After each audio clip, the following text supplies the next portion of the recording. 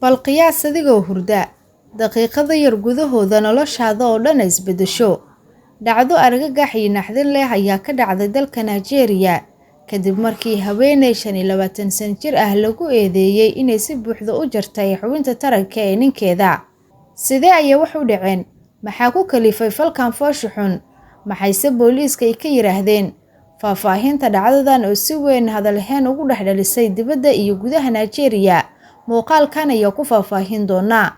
Waa dhacdo aad u naxdin badan oo gilgishay magaalada Kano ee waqooyiga dalka Nigeria kadib markii haweeney 25 sano jir ah lagu eedeeyay inay si buuxda u jartay xubinta taranka saaxiibkeeda oo isku ahaayeen xilli uu hurdayay qol hotel ah oo ay wada deganayeen. Sida ay sheegeen booliiska gobolka Kano, dhacdadan ayaa ka dhacday deegaanka Badwa. Labadan qof ayaa la sheegay inay ahaayeen lamaane asal ahaan ka soo jeeda gobolka Jigawa, kuwaas oo u safray Kano ka hor inta aysan musiibadu dhicin. Afhayeenka booliiska ee gobolka Cabdullaahi Haruna Kiyawa ayaa sheegay in haweeneydan ay qaratay inay ka faa'iideysatay xilli uu ninka uu hurdayay, iyadoona sheegtay inuu cabay walxaha la isku hurdusiyo.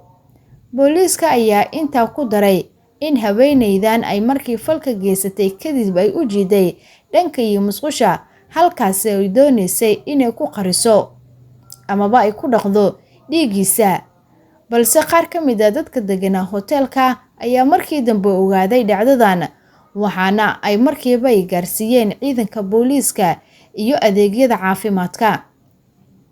Afhayeenka ayaa sidoo kale xaqiijiyay in ninka uu weli nool yahay isla markaana lagu daweynayay isbitaal, halka haweeneyda loo xiray baaritaanka iyo sidoo kale talaabooyin sharciga, iyadoona la tilmaamay in dhawaan maxkamad la soo taagi doono isla markaana sharciga waxa uu ka qabo la waafajin doono.